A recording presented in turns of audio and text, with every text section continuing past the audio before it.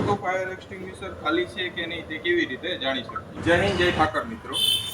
બીજા એક્સટિંગ્વિશરના કમ્પેરિઝનમાં આપણે CO2 fire extinguisher છે એ વિઝ્યુઅલી ચેકિંગ કરીને આઈડેન્ટિફાઈ ના કરી શકીએ કે અંદર કેટલો ગેસ છે અને કેટલો ગેસ નથી, કારણ કે બીજા એક્સટિંગ્વિશરની અંદર પ્રેશર ગેજ લાગેલો હોય છે. એટલે આપણે જાણી શકીએ કે એ ફાયર એક્સટિંગ્વિશર વર્કિંગ કન્ડિશનમાં છે કે નહીં. એવી જ રીતે CO2માં પ્રેશર ગેજ નથી હોતો, એટલે આપણે જાણી ના શકીએ કે આ એક્સટિંગ્વિશર વર્કિંગ કન્ડિશનમાં છે કે નહીં.